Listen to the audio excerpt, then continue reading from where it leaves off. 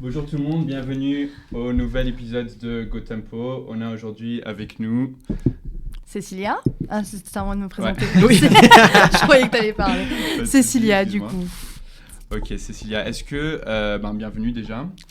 Est-ce que tu peux te présenter et nous dire un peu ce que tu fais dans le monde de la musique et ton parcours dans le monde de la musique, etc. Qui es-tu, Cécilia ? Oula, beaucoup de choses. Ça doit faire une dizaine d'années que je suis dans le milieu, du coup, ça me rajeunit pas, dis donc. J'ai commencé avec un collectif à Montpellier, parce que je suis originaire de Montpellier, qui était entre Paris et Montpellier, qui s'appelle Magie Noire. Okay. Donc on a commencé à organiser des events sur Montpellier, ça allait de house à techno, en vrai. Okay. Donc c'était assez large. Il n'y avait pas grand monde en plus en termes de collectif à ce moment-là, donc on en faisait pas mal des soirées. Puis après, je suis venue terminer mes études à Paris. D'accord. Et c'est à ce moment-là en fait, que tu as commencé à mixer en fait ? Pas encore. Ah, okay. Vraiment beaucoup après. Ouais. Non, j'étais toujours dans l'orga. Moi, du coup, spécialisée en communication surtout. Okay. Et un peu de production en amont, pas forcément de la prod terrain. Et du coup, après, donc, moi, je suis venue terminer mes études à Paris. Il y a eu des stages, tout ça. J'étais en freelance. Je suis passée par des agences de touring où on avait des festivals aussi, des gros festivals type les plages électroniques à Cannes, le Colors Festival dans le sud, le Touquet Music Beach qui du coup est au Touquet comme son nom l'indique. Après par des labels aussi. Et donc là c'était moins musique électronique, c'était plus musique alternative, rock, etc. Ouais. Mais c'est tout aussi bien. Okay. Et après, donc il y a 3 ans, j'ai cofondé le... Ah oui, pardon, j'ai oublié aussi. Enfin non, si on va faire par ordre chronologique. Ouais. J'ai cofondé le collectif Vénus Club. Vénus, oui. On est très intéressés de ça. Donc il y a un collectif féministe de DJ et professionnels du secteur des musiques électroniques. Okay. Et un peu après ça, du coup, j'ai commencé à être chargée de communication du Kilomètre 25 et du Glazart aussi pendant 1 an. Je viens juste de c'est mon contrat. Glazart oui. Putain, on dit Glazart. En fait. Wow. Je pense que la dernière fois que je t'avais vu, en fait, j'avais la même réflexion et juste mon cerveau, il a éjecté, il a dit non. Il y a des gens qui disent Glazart. Non, en fait, c'est Glazart. Moi, je dis Glazart parce que je viens du Sud, on prononce les lettres. Ok. Ok, d'accord. Et mais après, il y a aussi le débat. Là. On va au Glazart, à Glazart. Moi, je dis au Glazart. Moi, je dis au aussi. À Glazart, ça m'agresse l'oreille. Ça marche pas, ouais. Mais voilà. Et donc, voilà. Donc, j'ai fait ça et je viens juste donc de quitter mon travail. Donc, voilà. D'accord. Je suis libre comme l'air. Free as a bird, yes. Et voilà. Mais par contre, le collectif continue toujours.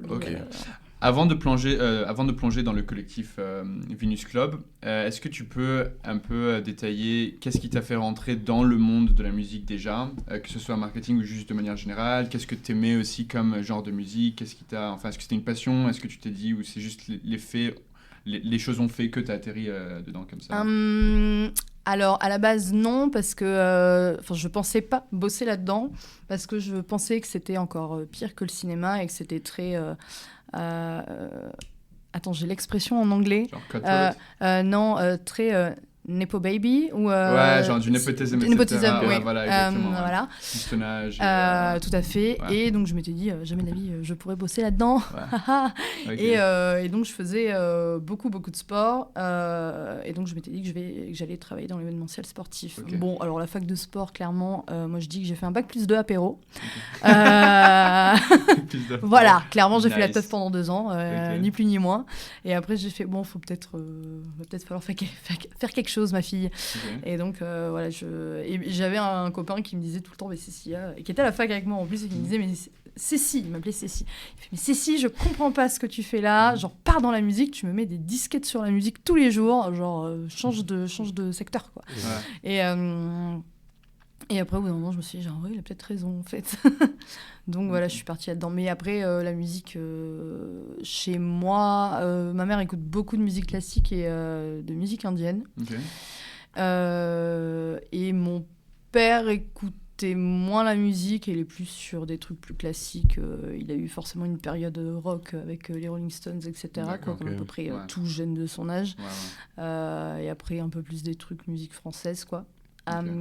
Mais c'est rigolo parce que genre cet après-midi je parlais de la Madeleine de Proust musicale et moi clairement c'est une track de Pink Floyd où la première fois que j'ai entendu c'était pendant les Jeux Olympiques, enfin je me rappelle de tout hein, c'est la période dis-nous. Jeux Olympiques d'Athènes. J'étais en train de râler sur la plage parce que du coup j'étais en train de rater un rendez-vous, enfin il y avait un passage d'athlée et j'étais en train de le rater, j'étais en train de râler et ma mère m'a dit tiens, écoute ça. C'était les débuts des MP3 avec les radios. Et elle m'a dit tiens, écoute ça, c'est une émission sur Pink Floyd, tu sais, ceux qui chantent Never Break the Wall. C'est très sûrement avec un accent à couper au couteau. Je savais pas de quoi me parler, j'ai dit ok, d'accord. Donc j'ai mis sur les oreilles et je me suis rallongée. Et puis il y avait quelqu'un qui parlait, je comprenais rien de ce qu'il racontait. Ça parlait de psychédélisme et tout ça. Oh là, qu'est-ce que c'est de bandes inversées, sonores et tout ça. Oh là, je comprends rien. Puis d'un coup, la musique commence et. Je crois que j'avais raté le début de l'émission, donc peut-être pour ça que je comprenais pas tout. Et là, la musique commence, et puis d'un coup, il y a Time de Pink Floyd qui commence, et il y a toutes les horloges qui démarrent au début. Et là, j'ai fait waouh, je me suis relevée sur ma petite serviette là, et je fais mais qu'est-ce que c'est que ça vraiment. Et en fait, du coup, je me suis allongée, je suis restée jusqu'à la fin de l'émission, j'ai zappé l'athlée, et en fait, après, je suis allée, quand on est revenu de vacances, je suis allée à la médiathèque et j'ai fait. Alors, le rayon CD, et en fait, j'ai commencé à fouiller, et au début, je fouillais en fonction des pochettes d'albums, qui étaient sympas, et après, le monsieur de la médiathèque qui s'occupait de la partie musique, il a commencé à me conseiller, en fait. C'est cool, ça. Et quand je lui disais ça, j'ai aimé, ça, j'ai pas aimé, il me disait, ok, alors écoute ça, et c'était les débuts de Spotify qui te propose de la musique suivant tes goûts. Bah, moi, c'était le monsieur de la médiathèque. c'est drôle que c'était l'algorithme, c'est l'algorithme de base. C'est drôle, on peut dire que c'est lui qui t'a un petit peu guidé dans ta... Ouais, je suis totalement partie sur tout ce qui était rock psyché et tout, etc. C'est cool de pouvoir retracer ce genre de moment, surtout le moment où tu as dit tu t'es levé sur ta... t'étais assise et paf, tu t'es mise... Je peux te dire la météo et absolument. Tout. Hein. L'heure à peu près, il était à peu près 13h, j'avais faim. Mais non, voilà, je crois que ça a été le moment où j'ai découvert la musique, parce qu'avant, la musique avec un grand M, parce qu'avant, t'écoutes un peu tout ce que t'écoutes à la cour de récré, quoi. C'est un peu quoi, exactement. Bah, c'est ce qui passe sur, du coup, à l'époque, Énergie, quoi. Donc, on avait du Tragédie, du Camaro. C'était pas... Camaro Ouais, non, mais oui, c'est la même époque, 2004. Moi, je me rappelle, c'était Massari, tu te rappelles? Mais non, je me rappelle. Tu te rappelles pas de Massari? Massari, non. J'ai oublié comment il chantait, mais il était tout c'est un moitié libanais, moitié américain. Ah si, il passait sur MTV. Il passait tout le temps partout, il était tout le temps partout. C'était je confondais avec quelqu'un d'autre, très bien, Ça n'a pas l'air de t'avoir marqué non plus. Bah écoute, je suis content que j'ai transitionné de ce genre de truc maintenant. C'est la mémoire sélective. Hop là, oublié. C'est ouf, mais ça reste, tu vois, c'est des trucs qui restent. Mais c'est drôle que moi j'étais à Montpellier, j'ai emménagé à Montpellier en 2022, ouais. J'étais à Polva. Ah bah oui. Et du coup, j'ai un petit peu vécu la scène Montpellier-Rennes. Montpellier-Rennes, oui. Ok. Si tu veux nous en parler un tout petit peu. Elle était la scène Montpellier-Rennes, elle était. Alors, je suis un peu arrivée sur la fin de l'âge d'or, parce que je suis un peu trop jeune, mais il y avait le bar live, il y avait le Yaka, il y avait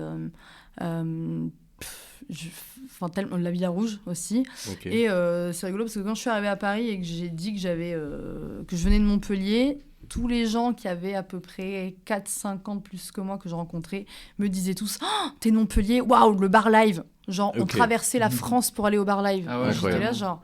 Ah waouh, ok, d'accord. Moi j'étais trop jeune parce que j'étais au collège, donc c'est pas possible. Mais ouais, non, c'était les afters. Il y avait le Yaka aussi, je crois que c'était une boîte d'after. Il y avait énormément de techno à Montpellier. Il y avait toutes les rêves dont j'ai oublié les noms, je suis désolée. Il y avait les Pingouins, c'était les Orgas aussi. Il y avait toute cette grosse scène des années 90, début 2000. Moi, du coup, beaucoup trop jeune.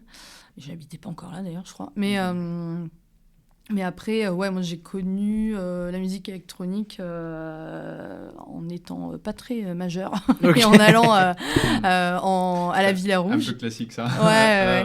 Enfin, j'avais entendu de la house avant, mais j'avais pas trop. Enfin, tu sais, je comprenais pas trop. Déjà dans ma tête, house ça voulait dire maison, donc je comprenais pas que c'était un style. Et puis personne n'écoutait trop ça. Puis après, il y a eu quand même la French Touch. Donc là, j'ai commencé à comprendre un peu plus. Et j'avais une très bonne amie qui a 4 ans de plus que moi et qui, elle, du coup, a connu le bar live, etc. Et en fait, elle me racontait et elle me faisait écouter des trucs. J'étais là genre, oh waouh. Donc en fait, j'ai découvert la trance sans comprendre que c'était de la trance. Et en me disant genre, oh waouh, c'est totalement what the fuck, cette affaire-là. Ça change de Camaro, hein, revenons. Et, ou de Pink Floyd, parce qu'après, du coup, moi aussi, j'étais en mode de Pink Floyd, David Bowie, quoi. Et, mais donc, non, c'était une grosse scène bien vivante. Après, du coup, quand j'étais plus majeure, c'était la fin de la Villa Rouge et ça a été la fin de pas mal de clubs tout court suite à des travaux, même des clubs commerciaux, hein, mais suite à la fermeture de pas mal de spots parce que du coup, construction de routes et de passage de train, etc., élargissement d'autoroutes, donc ils ont tout rasé, quoi. Donc, on va pas se mentir, je pense que c'est bien moins vivant qu'avant, mais ça reste une vie étudiante après. Après, maintenant, tu es à Paris, c'est quand même Paris, donc tu relativises et tu compares, c'est normal. Non, mais c'est clair. Mais là, du coup, quand je redescends, j'ai envoyé des messages à des gens, j'ai fait « Préparez-moi des sorties !» Et justement, vu qu'on fait le pont, quand t'es arrivé à Paris, ça t'a mis combien de temps entre le moment où t'es arrivé à Paris et le moment où t'as créé Venus Club, et pourquoi, et qu'est-ce qui t'a donné l'idée, et est-ce que tu peux nous parler un peu de cette période? Oula, je pense qu'il y a un laps de temps de... Quelques mois, quelques années. Des années, ouais. Ah oui, des années quand même. 4-5 ans peut-être. Ok. Et en plus, alors ça vient le projet vient d'Elodie, qui mixe sous le nom d'Absolute, qui en fait en avait marre de mixer toute seule chez elle, et que quand elle allait dans des apéromix, ça mixait qu'entre mecs, et en fait elle se sentait pas légitime un peu le imposter syndrome. Totalement. Okay. Et donc elle se sentait pas légitime d'aller tester, surtout qu'elle était en train d'apprendre, etc. Donc tu vois, elle osait pas, enfin elle pensait, elle était persuadée qu'elle était naze, comme à peu près toutes quand on commence, quoi. Et du coup elle a dit non mais moi aussi je vais me trouver des potes comme ça, et en fait elle a mis un message sur un groupe Facebook où il y a que des femmes dans la musique électronique. Elle a dit coucou, je cherche des potes pour mixer en appart, s'il y en a qui sont chaudes, et elle a reçu genre 130 réponses, quelque chose comme ça. Donc après elle a dit alors c'est à Paris par contre. Ah oui, d'accord, parce que oui, c'était non, c'était localisé France, enfin en tout cas public francophone, il y a peut-être des Suisses et des Belges dedans, mais voilà. Et donc ça a un peu réduit, et moi je n'étais même pas dans ce groupe, c'est une pote à moi de Montpellier justement qui venait d'arriver à Paris, qui du coup l'a rencontrée. Et en fait, on se voyait l'après-midi juste après, elle m'en a parlé, et j'ai dit « Oh, waouh, mais oui, trop bien, c'est vrai qu'il n'y a pas beaucoup de femmes. » Et en plus, moi, je mixais pas du tout, encore. Et du coup, je me suis dit, c'est vrai que du coup, je demande d'apprendre à mixer depuis le début, mais une fois quand j'ai demandé, on m'a dit « Oh bah non, tu vas pas t'y mettre. » Comment ça venait d'un homme, que je ne nommerai pas, mais ça venait d'un homme. Ouais, c'est probable que tu nommes pas, mais what? Attends, genre, il t'a dit en mode non, c'est pas pour les meufs? Ouais, je pense que c'était un peu ça au fond, ouais. Je sais pas. C'est là, genre... Généralement, ce genre de truc, c'est de l'insécurité qui est projetée. C'est... Oui, connaissant la personne, oui, totalement. C'est un peu triste quand même.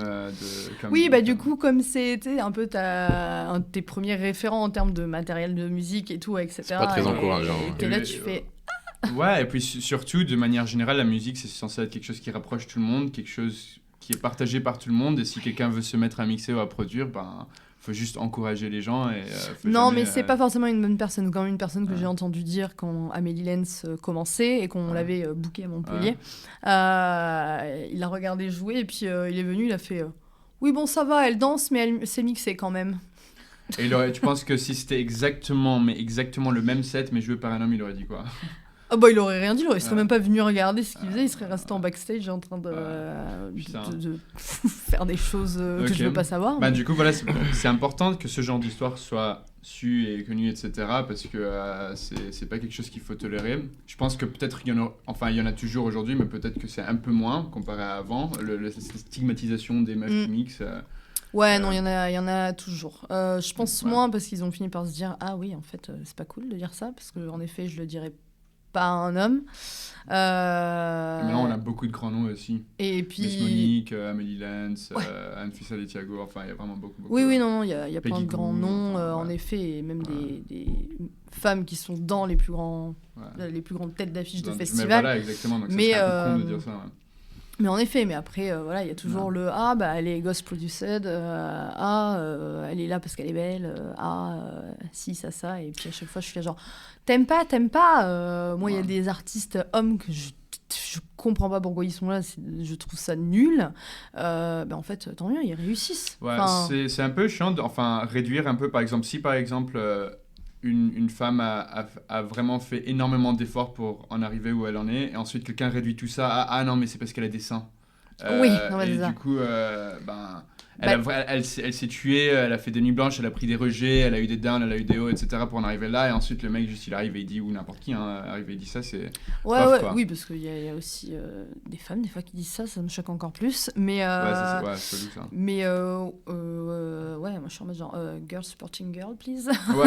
Je pense que le fait qu'il y ait cette stigmatisation, qu'il y ait eu ce genre de stigmatisation sur les femmes, je pense que ça a influencé les deux côtés, même pour les hommes et les femmes. Ça a vraiment influencé vraiment le domaine, vraiment le nightlife, et c'est devenu un endroit vraiment où il y a plein de comportements toxiques, il y a plein d'envie, plein d'ego. Je pense qu'il y en a toujours eu, parce qu'en effet, quand j'entends des personnes plus âgées de Montpellier par exemple, qui du coup se retrouvent aux mêmes soirées que moi et que j'ai vu un peu tout du long, et au début moi je commençais dans le milieu, donc je comprenais pas trop, mais j'ai vraiment entendu des trucs et j'étais genre mais non, c'était pas mieux avant en fait, c'est juste que aucune femme te faisait la réflexion que ce que tu disais c'était pas bien, donc en fait c'était pas mieux avant, les soi-disant genre c'est pareil, on droguait pas les gens comme ça en soirée avant, pardon, excusez-moi, c'est juste que on n'en parlait pas non plus. Enfin, non, ça a toujours été là. Oui, voilà, tu parles pas. Il n'y a pas la libération de la parole. Voilà, le cinéma, c'est pas né d'un coup, du jour au lendemain. Avec Weinstein et tout ça. C'est juste ça date depuis toujours et en fait, personne n'osait parler parce que... C'est compliqué comme psychologie c'est ce genre d'industrie où il y a beaucoup de pistonnage et beaucoup de networking à faire, et du coup des gens utilisent leur pouvoir, l'abus de pouvoir en fait dans un sens ou dans un autre, exactement. Ça peut être assez dangereux, ce genre de truc. Je pense qu'en vrai, à peu près tous les métiers sont un peu comme ça. Audiovisuel, je dirais, c'est très à la mode. Ouais, parce que je pense que t'as moins de place là-dedans, et plus de monde qui a envie d'y aller. Exactement. C'est très resserré, surtout ce cercle est très resserré dans lui-même. Ils veulent pas inclure en fait les outsiders, et surtout quand c'est quelqu'un de différent, surtout quand c'est une femme, quand c'est quelqu'un qui n'est pas comme nous, qui est pas comme eux. Et je trouve que c'est dans l'audiovisuel, il y a beaucoup ça. Vraiment, dans le milieu professionnel. Ce qui ne te ressemble pas te fait peur. Alors moi, je n'aime pas Aya Nakamura, mais on peut prendre l'exemple là. Oh mon Dieu, une femme noire de banlieue qui va chanter du Edith Piaf. Mais mon Dieu, où allons-nous ? Et je suis là genre... J'ai eu ce débat vraiment ce matin avec des gens, et il y avait des gens les gens qui disent ça ont juste... la méthode de Socrate. Ok, mais pourquoi ? Et juste, on continue à pousser jusqu'au bout. En fait, ensuite, ils sont dans un coin, ils se disent, c'est vrai que pourquoi ? Tu vois, parce qu'ensuite, ils doivent l'avouer, parce qu'on n'aime pas qu'elle soit noire et qu'elle le fasse. Tu vois, c'est vraiment ça à la fin. Ça. Si tu dis, mais pourquoi ? Ok, mais pourquoi ? Et finalement, ça arrive à ça. Il y a quoi d'autre comme raison ? C'est la différence, en fait. De faire des cercles. Parce que j'aime pas sa musique, elle me touche pas sa musique, mais je m'en fous, c'est la plus grande vendeuse la meuf, elle est influenceuse. C'est une référence, c'est un staple, genre. Je suis partie à l'étranger, je suis partie en Inde, j'ai entendu Aya Nakamura. C'était le seul de la France, voilà, et c'est comme Jules, c'est pareil, j'aime pas forcément ce qu'il fait, mais c'est pas parce qu'il vous ressemble pas qu'en fait ça fonctionne pas, en fait ça touche d'autres gens, et je comprends pas que ça râle pour ça. Ouais, absolument. C'est des réflexes, je pense, c'est vraiment des réflexes où des gens ne réfléchissent pas directement, où il n'y a pas de réflexion, je pense. Ouais. Oui, c'est dans la bêtise humaine. Et du coup, c'est un peu tu sens, enfin, qu'est-ce qui t'a donné l'idée de commencer Venus Club, du coup? Oui, pardon, parce qu'on a un peu dérivé. Justement, c'est bien que ce soit comme ça. Et du coup, donc Elodie voulait regrouper des gens pour mixer ensemble. Et en fait, c'était, donc la période, c'est juste avant le confinement numéro 2. Ok. 2020. C'est, en plein 2020. À la fin 2020 Ouais, c'est octobre 2020. Ouais, c'est ça. Ouais. Parce qu'on s'était dit, en gros, du coup, donc mon amie qui venait de Montpellier, elle venait s'installer en banlieue, elle avait une maison et elle a dit, moi, je peux accueillir une 35 de personnes. Okay. Donc voilà, donc elle allait accueillir 35 nénettes qu'elle avait jamais vues de sa vie. Trop cool. Enfin, il y avait moi et une de mes meilleures amies au milieu. Ah d'accord, c'est pas pour une soirée, c'est pour. C'était pour du DJ. coup pour regrouper donc ces filles qui avaient pour répondu en mode genre Okay. moi je suis trop chaude. Okay. Et puis trop mignon, notre cher président a fait non vous allez être confinés. Et on était genre non non. Et du coup on a fait non, il y avait, enfin je sais pas, il y avait une dynamique. Et du coup on s'est dit qu'est-ce qu'on fait? On a fait une visio à la place parce que de toute façon on n'avait rien d'autre à faire. Ouais. Donc on a fait une visio, on s'est un peu présenté sur les parcours, etc. Il y avait un peu tous les âges, on était à peu près 5 à être un peu plus âgés et à bosser déjà dans l'industrie. Les autres étaient plutôt jeunes, en fin d'études ou début d'études. Ça allait de quel âge à quel âge la plus jeune, elle avait 20 ans, je crois, à ce moment-là. Ça va, 19-20 ans. Ouais. Et du coup, plus âgé, ça devait être 32, je crois, à ce moment-là. Ok, ouais. Ça reste jeune. Oui, ça reste jeune. J'essaie de me rassurer après avoir eu 32 ans la semaine dernière. Joyeux anniversaire. Et en fait, donc il y avait un peu différentes dynamiques, etc. Et on s'est dit, en fait, il y a un truc à faire, vraiment. Donc on a réfléchi, on a dit, qu'est-ce qu'on peut faire en restant juste chez soi? Ok, sortir des podcasts, très bien. Donc on s'est dit, ok, on crée un planning. Moi, du coup, je ne mixais pas, parce qu'à la base, j'avais rejoint ce truc pour apprendre à mixer. Là du coup voilà. Et je dis écoutez, moi je fais de la com, on va faire un planning édito, on va faire des relations presse et tout, etc. Et c'est parti, on peut lancer ça genre début janvier. Donc publiquement en janvier on s'est annoncé, etc. Et l'avantage entre guillemets, c'est que vu que tout était fermé et que les festivals n'avaient pas grand-chose, enfin les festivals, la presse n'avait pas grand-chose à raconter, j'ai envoyé à tout le monde, hop là, j'ai bonjour, tenez, un sujet. Et en fait, on a eu des soutiens, mais de tout le monde, des collectifs parisiens où il y avait 100% de mecs dedans, de la presse, etc. On en parle de ça, j'ai un truc à dire sur ça. Et du coup, on s'est pris une vague de soutien et là, genre, oh waouh, ok. C'est cool ça. Merci. Ouais, gravement surpris. Et donc, en fait, toutes les semaines, on sortait un podcast, un set défi, et après, à la fin, il y avait 10-15 minutes de questions sur. C'était House Techno, genre? Franchement, c'était chacune son style. Et c'est ça qui a été, je pense, une force, et aussi un peu moins aussi, parce que y en avait qui jouaient, qui étaient très électro 90s, d'autres qui étaient totalement italo, il y avait des meufs plus trans, etc. Donc, on avait vraiment... C'était sur SoundCloud? Ouais, on a tout mis sur SoundCloud. Et allez follow Venus Club, les gars. Et du coup on a commencé comme ça, et puis après il y a eu mois de mai-juin, Macron qui annonce coucou, on a le droit de refaire la teuf dans 15 jours. Ouais. Ah ouais, ça aussi on savait pas. Très bien. Et en fait du coup tous les programmateurs ils étaient en mode genre ok, on va booker local. Et ils ont eu le temps de réfléchir aussi. Donc en fait ils ont booké beaucoup plus d'artistes déjà, enfin moi je parle de Paris parce qu'on était à Paris, mais beaucoup plus d'artistes vraiment locaux. Moi j'ai vu que ce soit des meufs ou des mecs exploser à cette période-là, parce que je les avais jamais vus, très peu vus avant, et là je les voyais partout. Et c'est pareil, nous on a reçu un tsunami de demandes pour booker des filles dans tous les sens. C'est trop bien ça. Ouais, cool. Donc il y en a qui ont fait leur première date avec des trucs vraiment très très cool. Et ainsi de suite, on a continué. C'est ouf parce que 3 ans. Voilà. En fait, pendant le Covid, je pense que les gens étaient vraiment frustrés. Ils voulaient vraiment faire la fête parce que à cause de. Et avant, pendant le confinement, il y avait, je sais pas si tu avais remarqué, si tu as remarqué toi aussi, mais sur Internet, dans tous les plateformes ou social media, il y avait énormément de support, genre de gens qui s'encourageaient, surtout les artistes, entre eux, parce qu'on pouvait rien faire, en fait. Moi, j'ai vu ça. Et les gens du spectacle de l'intermittent, enfin... Vraiment, ils étaient comme ça. Ah bah, tu te retrouves, t'as pas d'aide, enfin, en fait, t'as plus rien, du coup.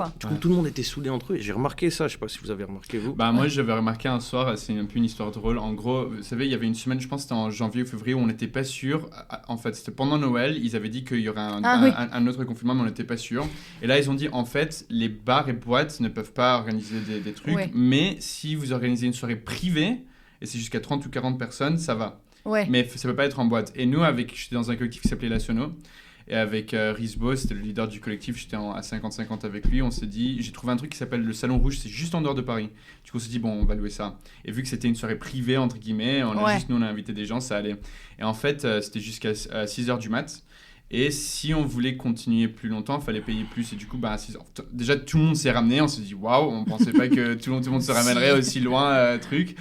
Et à 6h du mat', quand la soirée est finie, tout le monde était en mode « Oh non » et tout. Du coup, on a dit « les gars, c'est 100 balles de plus par heure », ils ont dit. Et du coup, ça abusait. Et là, ils ont dit « Non, on veut ». Du coup, Boris, il passe avec son chapeau. Et les gens commencent à jeter de la thune. Mais non. Et on s'est fait 300 balles. Au total, on a compté 3 heures de plus. Ah, waouh. Et je me rappelle ce moment, je me suis dit « Putain, les gens veulent. » Les gens veulent, Il y avait un manque de teuf, en fait. Oui. C'est que les gens, ils se sont déplacés, ils ont dit « Non, on n'arrête pas la teuf maintenant, on continue. » Il y avait un manque de teuf, de sociabilisation. Je me rappelle la première teuf que j'ai fait post-Covid, vraiment, c'était... j'ai dit un gros mot. C'était à Madame Loyal, et en fait, c'était la première fois où T'as joué à Madame Loyal ? Pas cette fois-là, mais du coup, j'étais en mode public. Okay. Et en fait, on n'avait pas de masque, on avait le droit de se toucher, etc. On avait le droit de boire debout, assis, couché, comme on voulait. Il n'y avait pas de règles. Et vraiment, je suis rentrée dans le chapiteau. J'ai vu les gens danser, il y avait des lights dans tous les sens. En plus, c'est la plus belle scène, celle-là, à mon goût. Ouais, chapiteau. J'ai chouiné. Genre, vraiment, j'ai pleuré. Et mon pote, il m'a dit, bah, ça va. J'ai fait, c'est trop beau. Ça existe. J'avais oublié. C'est vraiment, c'était le bizarre, quand t'oublies, tu vois, ça donne, j'avais oublié. Genre, moi, je disais à mon pote, mec, juste avoir les questions de base devant moi, tu vas ressentir le truc dans ma poitrine, ça fait tellement longtemps. Là, on écoute que comme ça, tu vois, ça fait tellement longtemps de pouvoir bass in your face, genre. Ouais, non, et puis même, tu sais, t'avais juste envie de... Même le mec transpirant torse nu qui te alors passe à côté... Alors qu'avant, tu détestais, maintenant, t'es en mode genre... Ah, il me manque. Exactement. Et qui hurle, allez là. Oui, ça me manque. Putain. Donc ouais, non, c'était dingue. C'est vrai que c'était une période pas... Ouais. Mais du coup, c'est cool que le silver lining dans tout ça, c'est que ça a fait que Venus Club a pu prendre comme ça. Et deux sujets que je voudrais peut-être approcher là, c'est de un, le féminisme de manière générale, mais aussi de manière plus générale, les difficultés que d'autres filles ou tout le monde aurait pu avoir rencontrées enfin, qui t'ont poussé à créer ce genre de truc, à part juste le fait de ne pas pouvoir jouer, mais juste de manière générale, parce que le but c'est que tout le monde qui regarde puisse en tirer quelque chose, ou peut-être des gens qui commencent, qui ne savent pas, qui n'ont pas fait tous les steps que tu as fait, et qui ne savent pas en fait comment naviguer ou un petit peu le process que tu as eu en tête, ou le process que tu as dû mettre en place, ou et qu'est-ce qui t'a fait en fait, comment tu as appris en fait alors même les mauvaises expériences. Moi, j'ai de la chance, on va dire, sur mon parcours. J'ai jamais rencontré de personnes mal intentionnées. Après, je pense que c'est aussi parce que, enfin, depuis que je te connais, t'es assez ouverte d'esprit et tu sais pas d'en foutre une aux gens. Et genre quand t'es dans le networking et tout ça, c'est quand même bien, tu vois, d'être quelqu'un de sympa. Une personne où vraiment j'ai entendu des propos, j'étais là genre, oh putain, je vais changer de bureau, je vais aller dans le sien et je vais m'énerver. Et puis là, genre, ne fais pas ça sert à rien, mets tes écouteurs et... voilà, tu vois. Et voilà. Conflict resolution. Mais des fois, vaut mieux parce que... ça vaut pas le coup, moi, je pense. Je crois qu'apparemment, ça marche, mais je suis bélier. Et du coup, des fois, paraît qu'on réfléchit pas beaucoup. Du coup, vu que je sais que des fois, c'est le cas, quand je suis énervée, en fait, je me calme. Genre, c'est pareil avec les mails. S'il y a quelqu'un qui m'a énervé, qui a dit un truc qu'il fallait pas, je le mets de côté et je reviens dessus une heure après. Sinon, ça sert à rien. Vraiment, genre, je me suis déjà énervée pour des histoires qui n'avaient ni queue ni tête. Et bon, ça reste pro, donc on va éviter de créer des soucis. Mais non, après, moi, pour le coup, que ce soit en stage ou après quand j'ai bossé, j'ai franchement, genre, rencontré... alors, il y avait plus d'hommes, vraiment. C'est pareil, quand j'étais dans la boîte de touring, je crois qu'en termes d'artistes femmes, dans le roster d'artistes, je crois qu'on en avait 4, quoi. Sûr ? Beaucoup d'hommes. Vraiment beaucoup, je pense qu'on devait en avoir 50, un truc Ah oui, comme quand ça. même. Ouais, non, c'était une grosse agence. Genre de 2%, ouais. Même pas 2%, ouais. Okay. Ouais, mais c'est vrai qu'à l'époque, on n'en parlait pas du tout. Ouais. Enfin, moi, pour dire, genre, ça m'a pas choqué quand je suis arrivée là-dedans. Ouais. J'ai fait, oh ouais, on a trop plein d'artistes, ouais. trop bien. Ouais. Mais je me suis pas dit, il y a pas assez de femmes, quoi. Ouais. Donc, en fait, c'est venu après, au moment où justement, on m'a dit, ouais, on va créer le Venus Club pour mettre les femmes en avant. Et j'ai fait, bah ouais. Enfin, au début, le premier truc auquel j'ai pensé, c'est ça. Et après, je me suis dit, c'est vrai que. Alors, bon, moi, je suis dans la communication, donc c'est quand même essentiellement des femmes en communication. Mais à part, du coup, ma dernière boîte, où je crois qu'on est vraiment, 50-50, c'est vrai que quand je regarde d'autres boîtes ou collectifs, etc., il n'y a que des mecs. Et ouais. blancs, voilà. Ouais, blancs hétéros, quoi. Donc, tu... Enfin, ouais, non, c'est pas très varié, quoi. Donc, on s'est dit, genre, on va un peu changer ça, surtout que nous, dans le collectif, y a des femmes racisées, y a des femmes queer. C'était un peu... en vrai, c'était venez comme vous êtes, quoi. Et qu'est-ce que... C'est super bien, ça. Et qu'est-ce que ça a pu vous poser, ou toi, comme challenge niveau santé mentale avant et après Venus Club?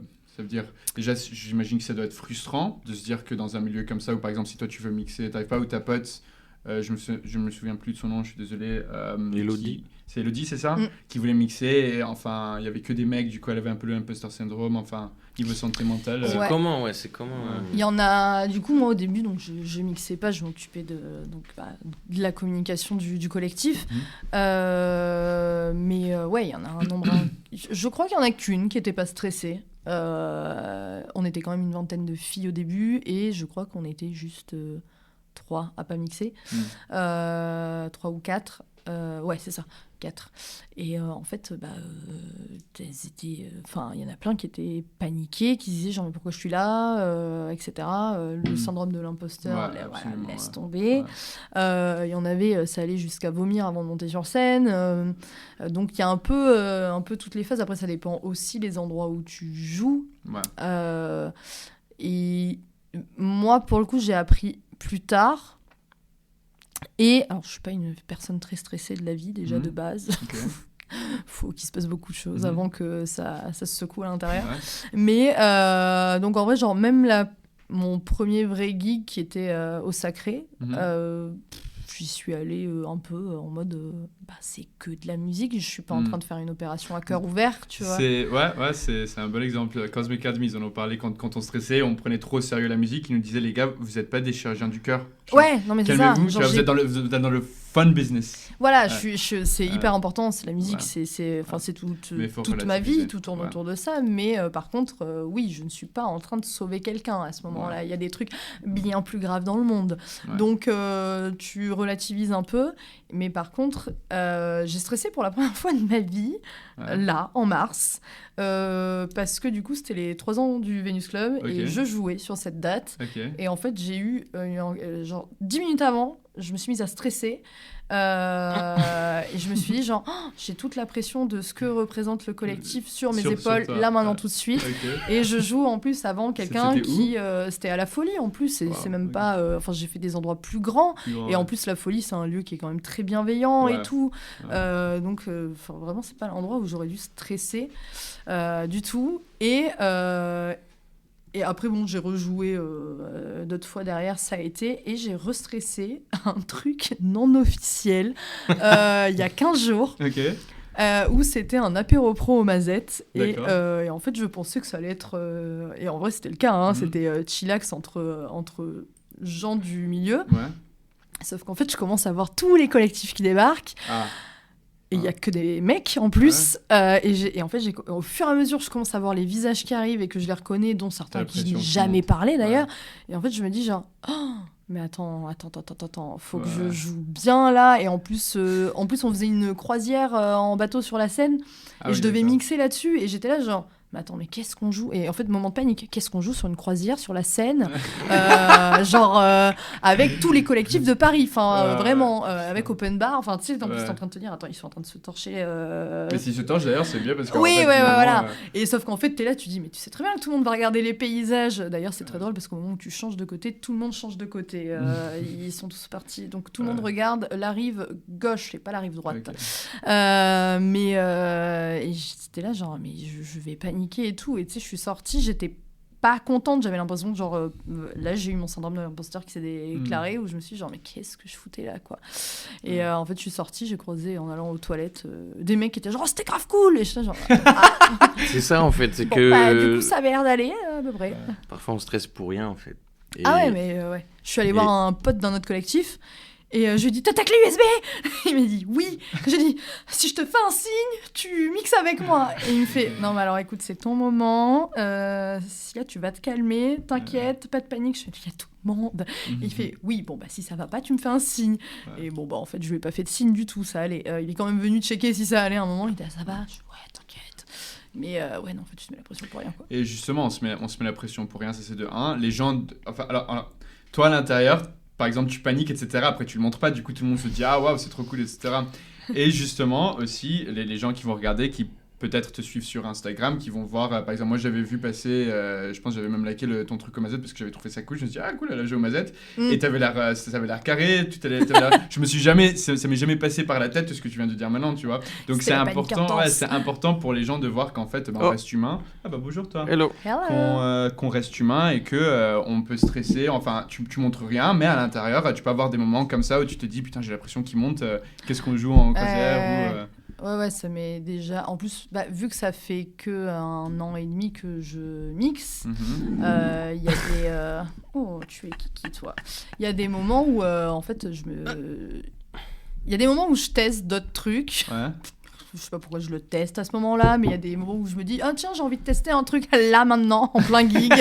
Ce sont les meilleures idées que tu peux avoir. Voilà. Et ça m'est déjà arrivé une fois de tester un truc et j'étais là genre ça passe. C'était pas zinzin. Après, sauf si t'as un crowd que de DJ complètement sobre qui te regardent comme ça, généralement les gens ils captent même pas. En général, c'est pas des critiques de mixage. Tu vas pas trouver des critiques qui vont en train de surveiller ton set, à moins que ce soit un puriste, tu vois. Qui reste devant toi, il te regarde tout le temps. Et parfois, il y a même des DJ. Une fois, c'était avec André Roni, etc. J'étais avec des potes en Croatie et on était dans un grand festival, mais vraiment grand, qui s'appelle Hideout. Du coup, t'imagines, c'est des 10 000 personnes, je sais pas quoi. Et je suis en train de parler à une meuf, et là, juste, j'entends la musique qui baisse juste un peu, et le mec qui dit au micro, le DJ qui dit au microphone, oh my god, I'm so fucked up, I was on the wrong channel. Genre... J'explose de rire. Je me dis lol. Genre le mec quoi, tu sais, il s'en branle en fait, tu vois, juste, et du coup tu entends tout le monde rigoler. Tout le monde rigole, tu vois. Je me dis en fait c'est une bonne idée, tu vois, le mec. J'avais même pas entendu qu'il avait vu une faute en fait. Il aurait rien dit, j'aurais même pas capté. Mais juste, ça baisse un peu, t'entends ça va, wow, I'm so fucked up, I was on the wrong channel. Ça reprend, je me what the fuck. Ah ouais, et puis je vais donner l'exemple des gros DJ, ça reste que t'es humain, tu fais des grosses tournées, je nommerai personne, mais j'ai vu des gros DJ faire des gourdes, grosses gourdes en effet, et en fait il suffit, il y en a une fois je me suis douté qu'il y avait un problème de retour, clairement c'était sûr, parce que je le voyais, il était pas content, il faisait lui-même, tu sais, il faisait la grimace, il y a un truc qui va pas, et en fait le problème a été réglé, je pense qu'il devait y avoir un problème de sonorisation, j'en sais trop rien, le problème a été réglé, puis en fait il y a eu un moment où c'était un peu loose-bull et après c'était nickel chrome. J'ai déjà on a déjà booké une artiste une fois qui était tellement crevée, et en fait d'elle-même elle a dit elle a même mis un post sur les réseaux sociaux le lendemain en disant genre en fait j'étais crevée et j'ai fait des bourdes, ça arrive, je suis humaine. C'est bien qu'on parle de ça.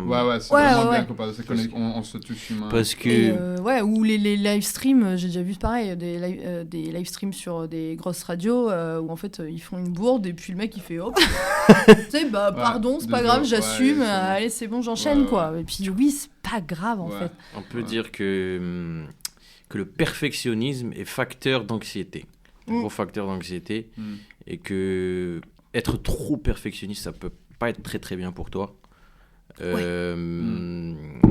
Parce qu'en réalité, si tu t'entraînes et que tu sais ce que tu fais, et que tu aimes ce que tu fais, et que tu as un message à transmettre, et que les gens kiffent, c'est le plus important en fait. Tu dois pas être parfait dans chaque mix que tu fais, dans chaque calage que tu fais. Donc en vrai, faut juste être tranquille et juste transmettre ton message et s'amuser, c'est le plus important. Moi je pense que ça m'est déjà arrivé de complètement stresser pour rien, pour des petites soirées, pour des trucs dans les bars, genre je suis comme ça, mais après dès que je mets le truc, je suis dans le truc, t'es dans le truc, t'es dans le truc, ouais, là c'est bon, tu vois pas les gens, tu vois pas les gens et la soirée elle passe rapidement, c'est déjà fini, tu vois. Ouais, absolument, c'est ça. Mais je pense que t'as aussi un autre truc qui arrive au fur et à mesure, parce que moi je le vois, quand j'ai commencé à mixer, j'avais tel problème et tel truc à gérer.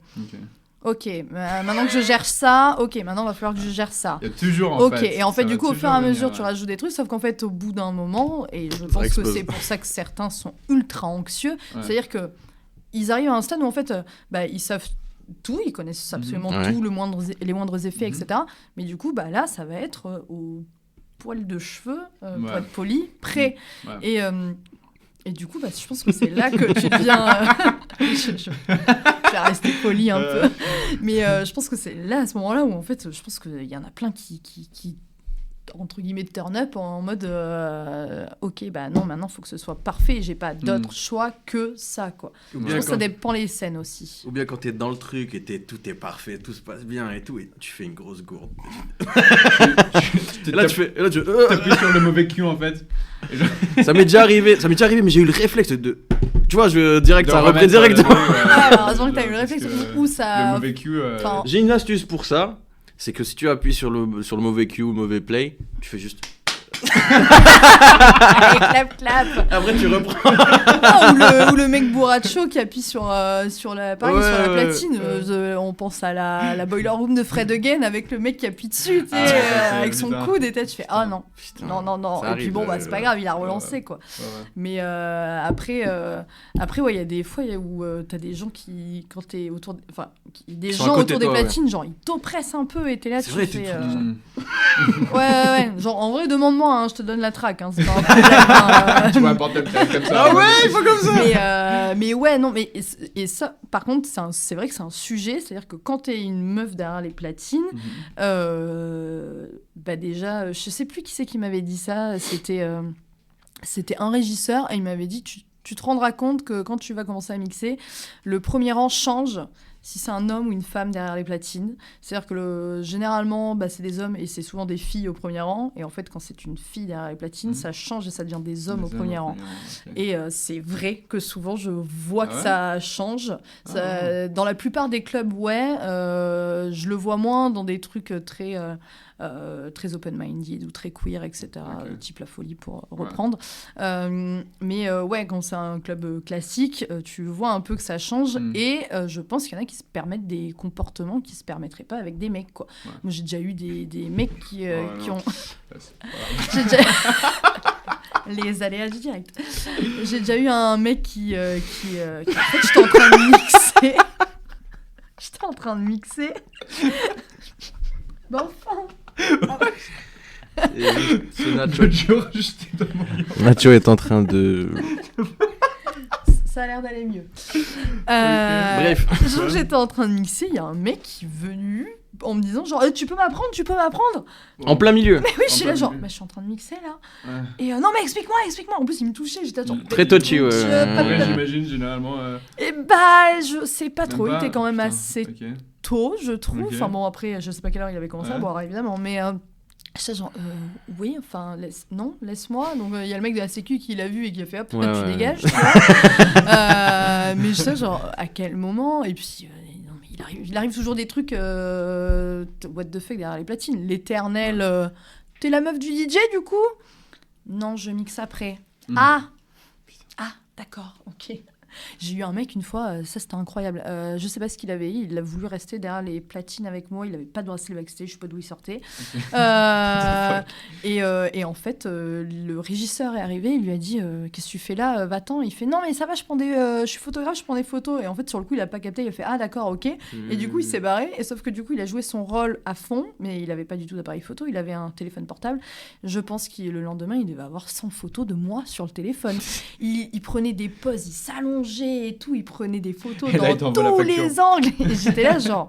mais en vrai, j'en rigolais. J'étais là, genre, mais tu t'es vu alors, presque allongé par terre, là, à prendre des photos. Et ça, genre... Et là aussi, tu te dis, mais est-ce que du coup, il y aurait eu un mec derrière la platine, est-ce qu'il aurait fait la même chose ? Je suis pas sûre du tout, quoi. Mais ouais, non, on a souvent des réflexions avant de monter sur scène ou en sortant. Type, il y en a une il n'y a pas très longtemps, elle mixe, elle produit pas pour le coup, et en fait elle disait il y a eu un mec qui pendant 3 heures de set au premier rang, il était mais à fond, elle dit je l'ai pas lâché du regard, j'ai vu il s'éclater, elle disait c'était un peu genre le repère de c'est bon, ce que je fais c'est bien. Et en fait la soirée termine, il va la voir, c'était trop bien machin et tout nanana, et du coup tu produis, elle dit non moi je produis pas pour le moment en tout cas, et il fait ah, donc t'es juste DJ. Mais c'est pas le même métier. Ah Et en fait, ça, les gens, ils arrivent pas. Il y a cette espèce de guerre, surtout dans la musique électronique, genre DJ, producer. Et beaucoup de fois, on doit expliquer à des gens... par exemple, moi, je produis, il produit aussi, tu vois. Okay. On relâche nos propres sons, etc. Et quand on me dit, genre, t'es musique producer ou DJ, je dois expliquer un peu la différence, tu vois. En mode, c'est un, c'est ça, l'autre, c'est ça, tu vois. C'est très différent comme truc. Il y avait une époque, il y avait des... Je sais pas, la majorité des gens qui me posaient la question, ils pensaient que c'était du live. Oui, mais oui, la en fait, plupart des gens croient que c'est du live. Que c'est du live. En fait, quand tu cliques les boutons et le clip, je sais pas, t'es en train de fabriquer la chanson là par toi-même en fait. Tu vois, pour moi, je sais ce que c'est, mais il y avait vraiment des gens qui pensaient qu'on était en train de créer en direct de la musique et en train de mixer des trucs qui existent déjà. TikTok, la meuf qui pleure, what do teachers actually do? Ah, j'ai pas vu ça. Mais en fait, moi, je m'en suis rendu compte du coup en commençant à bosser sur des gros festivals où du coup, tu reçois des messages des gens qui ont des 40 000 questions. Où est la billetterie? Est-ce que c'est accessible aux personnes en PMR et tout, etc. Donc, il y a des questions très intelligentes comme ça. Et puis, il y a des questions qui commençaient à arriver. Je me suis dit, genre, mais c'est totalement con, enfin, comme question. Mais sauf qu'en fait, je me suis rendu compte que les gens savaient pas. Et du coup, sur par exemple les affiches, il y avait écrit bidule live, et à côté il y avait tous les noms où c'était pas écrit live. Et du coup je me rappelle un jour il y a quelqu'un qui pose des questions et qui dit mais du coup j'ai vu qu'il y avait des artistes en live, mais vu que c'est pas écrit à côté de tel artiste, du coup est-ce qu'il sera vraiment là? Et j'étais genre oui, on va pas... Mais et tu sais, je me suis dit genre, oui, on va pas passer une playlist de l'artiste, genre ça n'a aucun sens avec, je sais pas, un hologramme. Et je sais genre, Et en fait, je comprenais pas pourquoi elle posait la question, et en fait, genre au bout de la 3e qu'elle posait cette question, j'ai fait, mais attends, mais... Non, il y a un souci. Tu sais, du coup, tu vas revoir l'affiche et tout, je fais, non, mais c'est écrit. Et en fait, là, tu te rends compte qu'en fait, il y a plein de gens qui s'imaginent que t'es en train de créer en direct. Et du coup, ce que j'explique à chaque fois, je le dis, les 2 platines que t'as là, c'est comme si t'avais des vinyles à l'époque. Tu poses tes scuds là-dessus. Non, voilà, donc c'est tout comme. Et en fait, tu rajoutes juste des effets par-dessus, quoi. Et en fait, quand t'expliques avec le coût des vinyles, vu que c'est un peu plus compréhensible, ça rentre un peu mieux en tête, quoi. Mais il faut prendre aussi le facteur que t'es en soirée, que les gens sont un petit peu déchirés, que les gens ils vont pas forcément penser à ça, ils pensent pas forcément au fait qu'il fait la musique, il vient en soirée. C'est vrai que de notre côté, vu que nous on est dedans, on sait, on s'entraîne, on fait des puissances, puis il y a le cercle proche aussi. Alors que eux, c'est en mode j'ai envie d'aller me bourrer et écouter de la musique, du coup ils ça c'est une catégorie de gens, tu vois, il y a des gens qui aiment bien. Non, sans dénigrer, je veux pas dire de manière péjorative, je veux juste dire les gens qui... Et c'est très bien, tu vois, de vouloir juste aller faire la fête sans... genre, j'ai envie d'aller voir un match de foot, je m'en prends ensuite aussi de trucs ou je sais pas quoi. Il y a des gens qui sont des die-hard fans, comme des gens qui sont... Bref. Et du coup, c'est normal que pour des gens, ils savent pas trop en fait comment ça marche. Je pense que c'est normal d'avoir ce genre de... Aussi, quand tu vois tant de boutons et de trucs et de trucs, tu dois te dire, waouh, ça fait quoi, et ça fait quoi. C'est juste des gens qui connaissent pas et qui... Par exemple, le high mid-low, juste ça, tu vois, et ils se disent qu'en fait, t'es en train de faire des trucs de dingue et tout. Non, alors... Regarde. Je vais t'expliquer, et en fait quand t'expliques il faut... en fait, et quand tu laisses quelqu'un toucher le jog wheel et ça fait wig, il fait Ouais, j'ai clairement eu la même réaction. Avant que je l'ai touché, je fais ah ouais, il se passe plein de choses. Et puis après, tu fais semblant de scratcher. Et c'est absolument un scandale. C'est ridicule. Là, tu fais ouais, non, on va laisser faire les pros. Voilà, il y a des gens qui savent faire, pas moi. Mais non, en effet, genre, on prend pas en connaissance, enfin, on prend pas en compte les gens qui savent pas ça et tu fais ouais. Mais comme nous on est tellement dedans qu'en fait ça paraît normal pour nous de savoir, en fait c'est vrai que les gens je sais pas si au départ aussi j'avais la même idée. Je me rappelle plus, du coup j'arrive pas à me rappeler. Moi non plus, en fait. Je sais que pour la prod, quand j'avais commencé à mixer et j'avais un tout petit peu de notion de prod, mais pour la prod vraiment approfondie, là je savais pas, en fait. Quand je voyais des vidéos et des trucs, je me disais, mais what the fuck, comment ils font tout ce qu'ils font, etc. Moi, juste le concept de live, c'est extrêmement compliqué, tu vois. Ouais. Genre, quelqu'un qui t'imagines fait un que c'est, live, c'est un live, mais c'est vraiment compliqué, c'est pas la même chose du tout. Ah oui, absolument, rien à voir. C'est pour ça que c'est plus court que des DJ sets. C'est vrai, j'ai jamais vu quelqu'un faire un live de 3 heures en musique électronique, je crois pas. Polo et Pan, ils font combien? Qui? Genre Polo et Pan. Je sais pas. C'est du live? Ouais, ils font du live tout le temps. Ok. C'est l'arabe aussi. Ça va pas très loin, ça dépasse pas trop les 1 heure, 2 heures max. Et puis pendant un moment, ils font un peu de live. Ensuite ils fait du DJ. Ouais, ensuite ils reprennent. Oui. C'est comme aussi, comment il s'appelle, je vais aller le voir. Comment j'ai un blanc là. Burning Sun. Burning Sun. Ouais. J'ai pas. J'ai pas monté. Ça va me revenir. Le mec avec le chapeau là. Monolink, putain, voilà, Monolink. Okay. Ouais, je suis allé le voir à l'arène Bercy. Ok. Et lui, pour le coup, il fait pratiquement tout live. Mais il a des trucs en fait déjà préfaits et parfois il utilise sa guitare, etc. Donc en fait c'est Mimi, tu vois. Ouais, t'es sur du. Ouais. Je trouve que c'est bien ça. Après lui pour le coup aussi c'est un peu différent. Il a son micro, il chante et il a sa guitare, donc c'est un peu. Ouais. Oui, c'est pas la même chose que complètement musique électronique live, etc. Oui, puis en plus, clairement pour moi en plus il y a différents lives. T'as le live, déjà t'as le live analogique où je prends un Colin Benders, il est là avec ses trucs dans tous les sens. Ouais. Ça c'est ouf. C'est incroyable. Vraiment, je crois que j'ai jamais vu un truc aussi dingue que ça. Il était passé au kilomètre et du coup j'étais assise à côté de lui et je pense que j'ai passé mon set assise à le regarder faire. Tu sais, des fois c'est juste je dansais pas. C'est une leçon, c'est vraiment une leçon. J'étais vraiment en train d'essayer de comprendre tout ce qu'il faisait et je sais genre c'est dingue. Et après t'as donc les lives plutôt 1 heure où vraiment genre ça fait du live et après t'as ce que j'appelle du coup moi en effet les semi-live où t'es entre le DJ set et ta musique quoi. Ouais.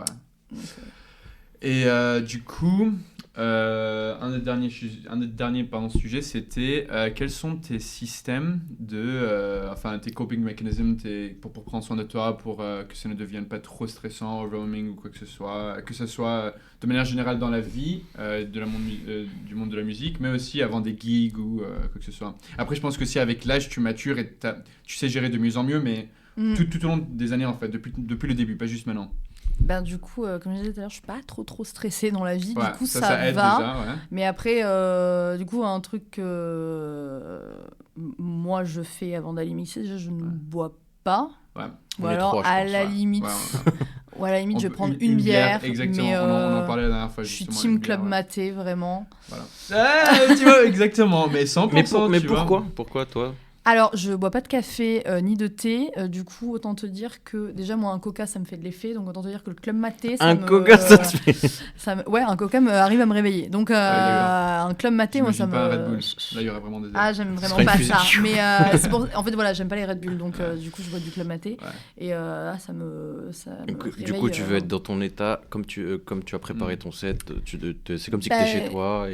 Oui, mais en plus, c'est un taf, t'es payé. C'est vrai. Voilà, exactement. C'est ce que je disais la dernière fois. C'est un taf, t'es payé à la limite une bière pour te relaxer si t'as envie. Tu bois après, quoi. Ouais, exactement. C'est un taf comme n'importe quel taf. Faut être concentré, faut savoir faire. Tu penses quoi des DJ ou bien ceux qui font des prestations qui sont écoute, c'est un work ethic comme n'importe quel métier. Tu vois, genre, est-ce que tu prends au sérieux ou pas? Est-ce que tu te respectes et tu respectes le gig que tu as? Après, je parle pas non plus d'un truc où tu joues devant 3 pèlerins, mais quand t'es vraiment payé pour un gig et t'arrives, mec ou meuf, genre, fais ton taf. Tu vois, Le gars, il est en train de faire son taf, en fait, et il est juste... Après, aussi, je dirais que, écoute, quand t'as... Genre, Deadmau5, il peut venir déchirer, c'est Deadmau5, tu vois, il s'en branle, qui va lui dire quelque chose, il a son fan, c'est lui qui ramène la lumière. Après, c'est à lui tu peux faire des... Enfin, toi, tu vas peut-être pas forcément lui dire en direct, par contre, après... Sûrement, il y aura des échos. Moi, j'ai déjà eu des artistes dans des états... déplorables. On a tous vu ça, vraiment. Okay. Et on a Ricardo Villalobos qu'on connaît tous, mais je pense que c'est sa marque de fabrique, qui t'annule je sais pas combien de gigs avant de le voir, parce que soi-disant un jour il est tombé, un jour ci, un jour ça. Il était et en fait, tombé dans une île de coke. Non mais tu sais, genre tout le monde est là en lisant l'excuse donnée, et tu dis ça sert à rien, donnez pas d'excuses en fait, on vous croira plus. Enfin, on sait en fait, on se sait, genre c'est tout. Et après je travaille dans la com. J'ai eu d'autres artistes où genre ça m'est déjà arrivé de la fin du set où le régisseur il vient me voir, je faisais de la prod terrain à ce moment-là, et il vient me voir, il me fait l'ingé son, il vient me voir, il me fait ça va pas du tout là. Et je suis genre, il reste 15 minutes. Et ça commençait à être critique, là. Et en fait, les culs secs de vodka, des pintes de vodka sans glaçons. Ouf. En été, ça commençait ça commençait. C'est un truc aussi, c'est un pattern psychologique. Je sais pas ce que... Moi, personnellement, je sais pas que... ça va pas bien dans la vie, en fait. Je pense. Je sais pas. J'en sais rien. En vrai, peut-être que c'est des gens qui aiment l'influence. Peut-être qu'il peut pas faire ça sans ça. J'ai pas demandé, tu vois. Mais du coup, toi, t'arrives tu fais ton rapport par mail et tu dis, en fait, c'est un scandale. Genre, et puis après, tu sais, tu perds la DJ. Faut que t'ailles la chercher. Tu la cherches pendant 2 heures. Enfin, vraiment, genre, ça m'est vraiment arrivé. Donc, il y avait un grand public. Et genre, j'ai perdu la DJ pendant 2 heures. Je savais pas où elle était. Fallait qu'elle monte dans un taxi. Du coup, t'annules le taxi. Tu la trouves toujours pas. Elle répond pas à ses appels. Et puis, tu la croises. Elle est dans un état encore pire. Quoi. Justement, vu que t'as tant d'expérience dans ce milieu, j'aimerais bien entendre des anecdotes. sans un kilo, en fait, mais genre, j'ai envie des histoires, tu vois. Des bonnes, des mauvaises, n'importe quoi. Ne donne pas de nom. Oui, non, je donnerai pas de nom. Mauvaise, type, restons dans le thème alcool. Il y a pas très longtemps, j'ai vu des artistes dans un état tellement minable. Je pense qu'ils se sont même pas rendus compte que c'était ça se décalait et tout, alors qu'en vrai j'adore ce qu'ils font, tu vois. Et vraiment à un moment, genre c'était la fin de la track, merde, ok, bon on lance la suivante, tu vois. Et en fait t'as des gens dans la foule qui viennent te voir et qui disent c'est quand ça finit. Et là tu fais et ben écoute, il te reste encore 45 minutes. Courage, le fumoir est là-bas si tu veux. Est-ce que tu penses qu'il est bien d'intervenir dans ces cas? En fait, la question s'est posée. Qu'est-ce qui se passe, machin, etc. Non, qu'est-ce que j'ai eu de what the fuck? Ah oui, des artistes qui du coup veulent pas rentrer à l'hôtel et du coup tu les refiles à tes potes en mode genre vous partez en after, je vous la laisse. Et puis des fois tu les retrouves 2 jours après sur une autre soirée, le dimanche soir, c'était le vendredi, toujours là, toujours pas couché. Et tu fais mais tu l'as déposé à l'hôtel à un moment? Non. D'accord, ok. Comment cette personne fait pour tenir fonctionner? Ah ouais, non, vraiment, moi, ça me... Ah ouais, non. Ou alors un truc aussi, une fois où Bichette, alors une artiste très connue, mais qui en fait avait été bookée avant qu'elle soit connue. En fait, elle a explosé entre-temps. Et c'était à Montpellier, à l'Antirouille. Et en fait, il n'y a pas de toilettes en backstage. Faut aller dans les mêmes toilettes que tout le monde. Et sauf côté que, du bar. Ouais, de l'autre côté du bar. Et la queue est longue. Il faut traverser absolument toute la salle. Et en fait, elle vient me voir, elle me fait Cécile, ils sont où les toilettes? Là-bas. Je pointe le doigt. Et vraiment. Bonne chance. Allez, ciao. Elle m'a regardé paniquée. Mais paniquée complet. Et sauf que, tu sais, elle vient d'exploser. Elle comprend pas ce qui lui arrive en termes de notoriété et tout, etc. C'est-à-dire que, genre, il y avait la queue. Enfin, du coup, je vais parler en termes de connaissances. Il y avait la queue jusqu'à l'angle de la rue. J'avais jamais vu ça, l'Antirouille. Genre, vraiment. Il pleuvait des cordes. En plus, normalement, Montpellier, quand il pleut, personne ne sort. Là, c'est pas grave. T'inquiète pas, il y avait du monde. Et puis, du coup, elle est revenue me voir. Elle me fait j'ai peur des hommes dans la foule. Est-ce que tu peux m'accompagner aux toilettes? Et du coup, genre, j'ai fait OK. Genre, elle m'a pris par la main. Elle m'a dit vas-y. Du coup, je suis passée devant elle. Vraiment, j'ai fait garde du corps. mais genre ils lui ont sauté dessus, mais ils lui ont sauté dessus. J'étais là genre les gens, mais messieurs, parce qu'elle a surtout les hommes, notoriété en fait. Et ouais, nanana, une photo, et j'étais là genre elle veut aller pisser, c'est tout, laissez-moi passer. Et vraiment genre tu sais, je chantais au fur et à mesure, elle me serrait la main de plus en plus fort. J'étais là genre je crois qu'elle est pas à l'aise. Et donc elle est allée aux toilettes, j'ai repoussé les gens sur le retour et j'ai fait n'y retourne plus. Je vais me retenir jusqu'à la fin. Et tu vois genre c'est pareil, je suis pas sûre qu'un mec aurait eu aussi peur de traverser une foule de gens. C'était assez impressionnant, genre même moi j'étais mal à l'aise pour elle, tu vois. Je me suis dit oh la pauvre. Si c'est ça tout le temps maintenant, ta vie. Non, mais il y a plein d'histoires, what the fuck. T'as déjà eu des histoires en mode des grands, enfin, entre guillemets, grands artistes qui ont stressé, enfin, des trucs plus en mode ils ont trop stressé ou ils ont fait des gaffes ou je sais pas quoi, ou des trucs comme ça juste pour montrer que le côté humain des artistes. Si, je sais plus si j'en ai parlé, mais du coup, une qui était venue, qui fait les plus gros festivals du monde et en fait, qui était crevée de ouf. En plus, genre vraiment trop mignonne parce que, au début, quand on va la chercher à l'aéroport, je sais plus, on discute et en fait, c'était le jour de mon anniversaire.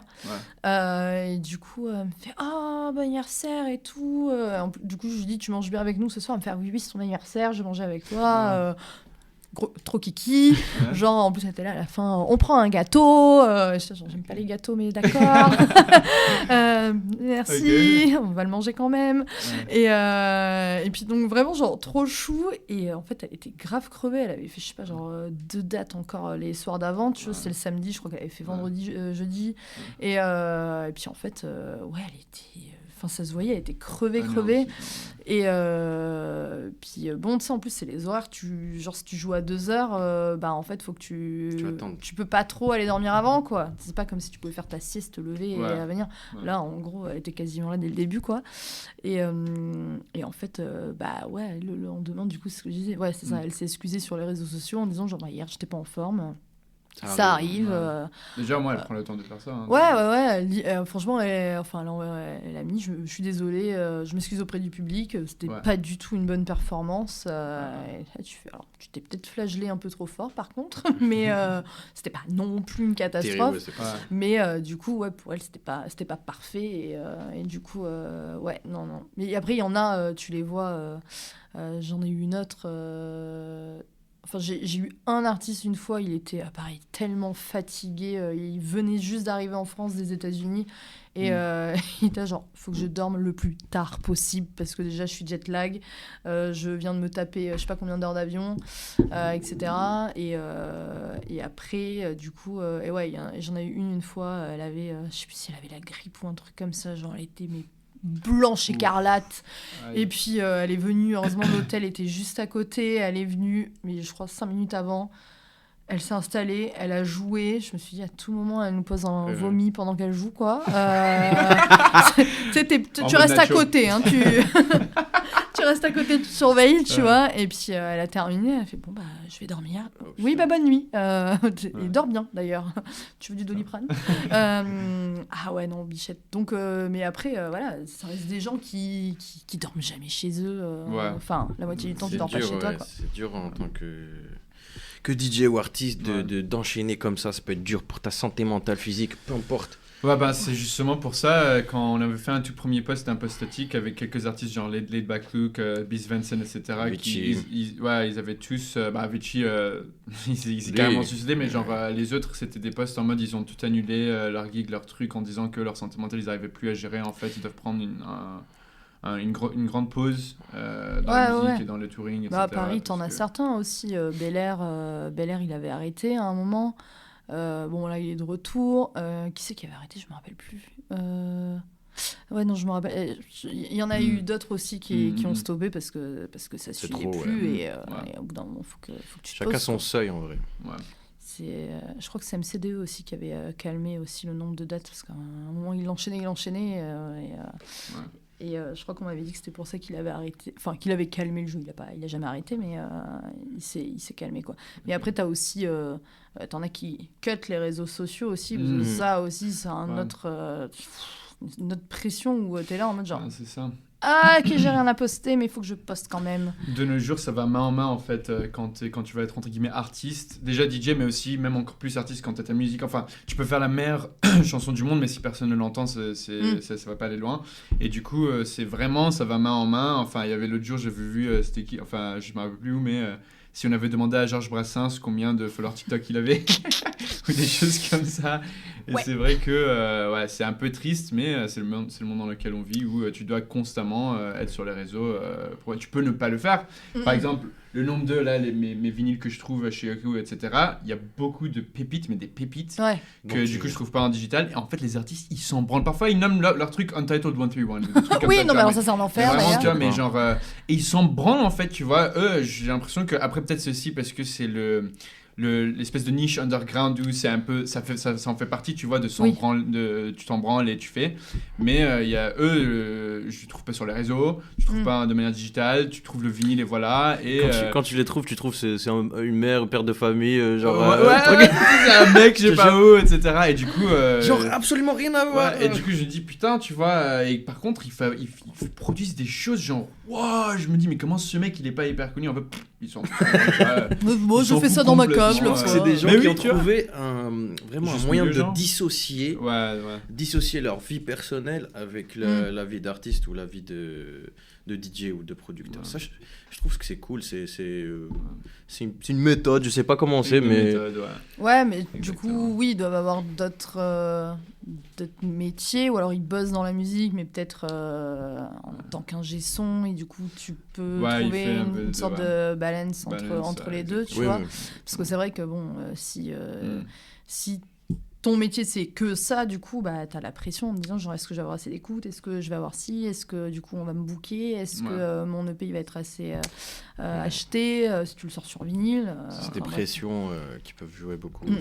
Mais en effet comme tu dis, genre quand j'étais en BTS, j'avais un prof c'est prof de musique, je crois, ou je sais plus trop, et il nous avait dit mais imaginez, alors encore il n'y avait pas Instagram comme là, et il n'y avait pas TikTok, et il avait dit mais imaginez si Brel et Brassens et Léo Ferré, ils avaient dû avoir une page Facebook. Et en fait il avait dit genre surtout maintenant en plus t'as le physique qui compte, bon encore plus les femmes, mais t'as le physique qui compte, et il disait plutôt, je me rappelle, il a parlé de Brel, il dit Brel, je sais pas s'il l'aurait percé.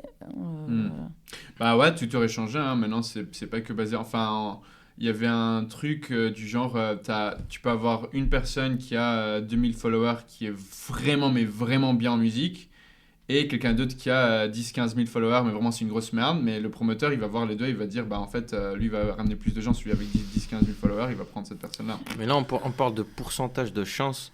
C'est vrai que ça penche beaucoup plus vers les gens qui veulent remplir des salles en fait, qui ont beaucoup plus qui rapportent une certaine catégorie de personnes et beaucoup plus de personnes, tu vois. Genre vraiment en tant que businessman, genre, si tu veux que ça marche, pour que ça te fasse rentrer de l'argent, tu vas certainement aller pour ce genre de truc. Tu fais ton calcul. Si au même prix, sur un même style de musique, t'as deux artistes qui se ressemblent entre guillemets, qu'est-ce que tu fais ? Tu vas voir sur les réseaux sociaux qui c'est qui a le plus de followers, et tu dis voilà, ça me coûte le même prix, donc je vais prendre cette personne qui en a plus. Il y a pas trop de, pour trancher, il y a pas trop de critiques sur qu'est-ce que c'est que c'était dans la cour. T'inquiète, Nacho il est là, donc c'est pas lui moi aussi. Je me suis dit il a pété un... ce qui s'est passé. Du coup, pour trancher, on se base plus sur l'artistique, on se base pas trop sur l'artistique, ou ce qui diffère cette personne de quelqu'un d'autre. On se base surtout sur ce qui va rapporter plus de gens, plus d'argent. Malheureusement, je dis pas que ça c'est partout comme ça. Il y a des événements qui sont cool et qui sont ouverts à tout le monde, et qu'il y a vraiment des pépites que tu n'as jamais entendu parler de ta vie. Mais en général, c'est ça en fait. C'est les gens qui rapportent le plus, qu'on connaît et qui ont plus de following. C'est aussi pour ça que c'est cool d'avoir l'underground et tout ça, parce que justement ça me rend un peu heureux de savoir qu'il y a des gens qui s'en branlent complètement et qui veulent juste produire des bons trucs, et voilà, enfin c'est cool quoi. Et il y avait une question que je voulais te poser, c'était si tu pouvais te donner un conseil à toi-même il y a 10 ans ou 15 ans, ce serait quoi ? Ou plusieurs conseils. C'est-à-dire là tu regardes Cécilia d'il y a 10-15 ans qui va débarquer dans le monde de la musique, et tu peux lui donner quelques conseils. Peut-être qu'elle va t'écouter, peut-être pas, mais juste qu'est-ce que tu fais ? te pose pas autant de questions, genre t'es autant légitime qu'un autre. Okay. Ouais. Parce que forcément, t'arrives, tu es en mode bonjour, je peux s'il avoir vous plaît. un stage, s'il vous plaît. Ouais. Et j'étais genre, mais bon, j'allais me prendre, du coup, j'ai jamais eu de stage avant. Bah oui, c'est le principe du stage, c'est qu'il faut bien en avoir un jour. Et t'as dit, il y a forcément quelqu'un d'autre qui va passer avant moi parce qu'il aura forcément eu 3 stages, etc. Et puis en fait, je suis genre. Bon, bah en fait, si, ça peut être moi, quoi. Donc, ouais, non, peut-être pose-toi moins de questions. Ouais. Okay. Et sinon... Parce que là, c'est pour toi il y a 10 ans, mais c'est aussi pour tout le monde qui va débuter, en fait. Ça s'applique à tout le monde. Faut s'accrocher. Genre vraiment. C'est ce qu'on disait tout à l'heure, genre c'est un milieu où il y a pas mal de gens qui veulent bosser, mais il y a peu de place. Ouais. Mais, entre guillemets, l'avantage que je dirais de ce milieu, c'est qu'il y a énormément de turnover. Parce que en fait, il y a plein de gens qui veulent bosser dans la musique en général en se disant genre c'est trop bien, c'est stylé, je vais aller à des concerts, je vais aller à des festivals, je vais organiser des soirées, etc. Oui, alors le truc c'est que quand tu organises ta soirée, tu bois pas et tu fais pas la fête parce que tu es en train de l'organiser. C'est totalement différent organiser à une soirée, mais complètement différent. Si tu bosses dans un label, les plus grosses sorties, ça va être vers Noël ou début d'été. Donc en fait, c'est des périodes où tes petits jours fériés là, avec tes ponts, en fait tu vas pas les faire et tes vacances de Noël, ça va pas être forcément le must. Et en fait, quand tu bosses dans l'event, en fait, ta plus grosse période, les 3 quarts du temps, c'est l'été. Ouais. Donc en fait, ton 1 mois de vacances, non. Tu oublies. Tu oublies. Et puis après, quand tu as des concerts, etc., il faut te rendre disponible. Enfin, si tu es dans une boîte qui organise des concerts et tout, etc., faut que tu sois la plupart du temps au concert. Donc, en fait, ça veut dire que tu mets de côté un gros pan de ta vie personnelle. Absolument. Donc il faut vouloir le vouloir. Faut vraiment le vouloir. Il y en a plein qui en fait au bout d'un moment se disent j'ai plus de temps pour moi et je l'entends. Moi j'ai fait le choix de. C'est une question de priorité. C'est pas grave en fait. J'ai mis plus la carrière. Enfin c'est pas grave. Bon, je m'en suis mordu les doigts une fois, mais mais voilà. Après j'étais là genre non en fait je suis plus carriériste que focus sur une personne. Donc en fait je suis partie plus sur la carrière quoi. Absolument. Mais après c'est pour ça qu'il y a pas mal de gens qui partent en fait parce qu'ils se disent non moi j'ai besoin de me recentrer sur moi et voilà. Donc je trouve qu'il y a quand même un certain turnover où en fait. Ça c'est bien d'entendre ça. Et justement en parlant de quelqu'un qui veut se lancer, si des gens se posent la question de putain je fais que mixer chez moi, j'arrive pas à avoir des gigs, qu'est-ce que tu leur dirais? Comment avoir plus de gigs, comment se faire connaître, comment commencer à jouer dans des soirées? En vrai, je pense que alors je suis pas sûre que ce soit une bonne réponse mais je pense que déjà un premier step ça c'est peut-être démarcher plutôt des web radios et faire des sets pour ces web radios, ce qui fait que du coup déjà ton nom va apparaître sur plusieurs trucs, etc. Entre guillemets ça va être un peu comme ton portfolio genre ok, ces personnes-là m'ont fait confiance, etc. etc. Puis au fur et à mesure, tu vas passer d'une petite web radio à une plus grosse, etc. Donc je pense que tu peux augmenter ton... on dirait les catalogues, genre, ils nous ont fait confiance. Genre, voilà, ces gens m'ont fait confiance, etc., etc. Et puis en fait, moi je sais que, par exemple, sur les Osmoscast, où j'invite donc du coup des femmes tous les 15 jours à faire un set d'1 heure. C'est cool ça. Ça s'appelle comment, pardon ? Du coup, c'est sur le Venus Club, le SoundCloud du Venus Club. Et en fait, du coup, quand c'est des gens, enfin des femmes qu'on a invitées, ça s'appelle Osmose Cast. C'est la playlist. C'est pour qu'ils puissent aller voir ça. Je perds ma voix. C'est cette playlist-là, du coup, c'est que des gens qu'on a invités.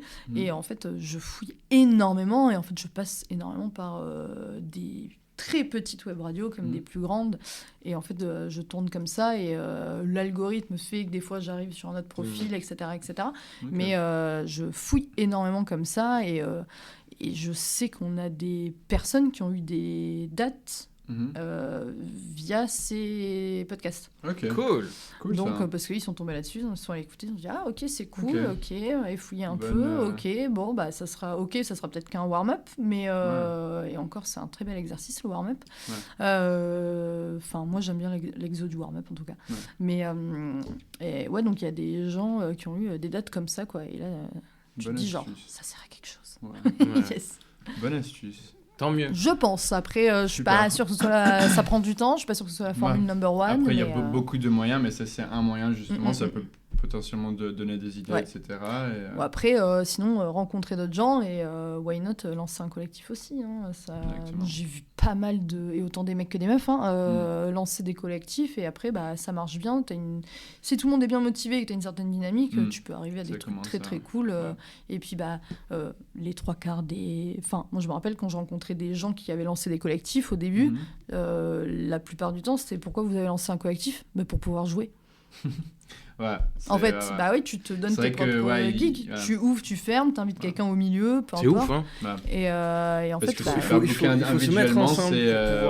Parce que ce bouquin individuellement, c'est généralement les bars, les boîtes, les trucs comme ça, ils aiment pas. Tu dois vraiment être un grand nombre pour remplir toute la salle, sinon ils ont besoin d'un collectif qui ont un suivi, tu vois. Ouais, et puis même de même, je pense que les programmateurs et programmatrices, ils vont, enfin. Je pense qu'ils font comme moi, ils vont fouiller les collectifs, etc.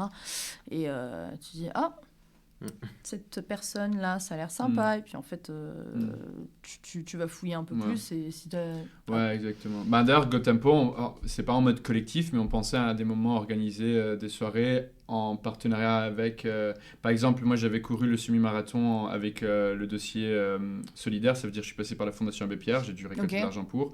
Et j'ai parlé à la chargée de communication en lui parlant de ce projet, en disant est-ce que si on fait une soirée, on peut faire un partenariat avec Fondation Abbé Pierre.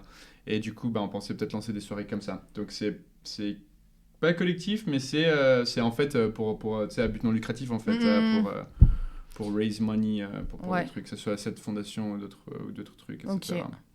Donc ça viendra au fur et à mesure, etc. Ça peut être cool. C'est toujours cool. Exactement. On arrive au dernier segment, c'est la roue de la fortune. Mais on va faire une juste mini pause pour que je m'assure bien que... Dans le tram, t'es tout le temps. Ah putain, j'ai peur.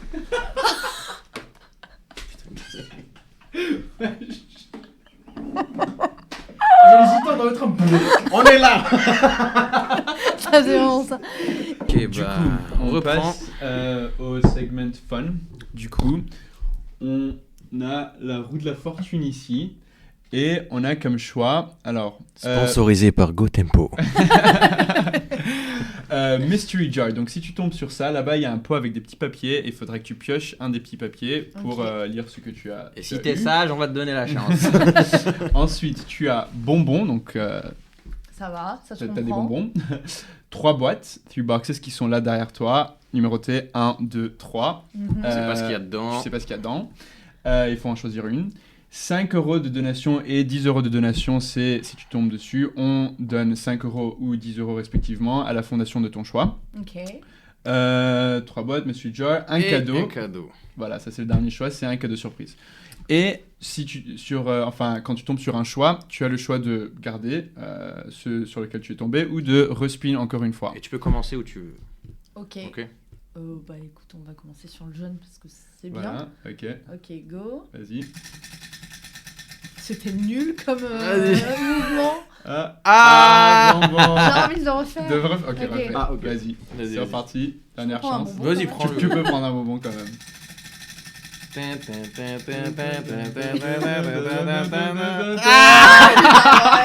c'était le destin. En fait, je voulais savoir ce qu'il y avait dans la Mystery Jar. Vas-y. Je pense que ça va tomber. Vas-y, encore une. Ok. Fort. Allez. Wow. J'ai des gros bras. Mystery Jar. Mystery Jar.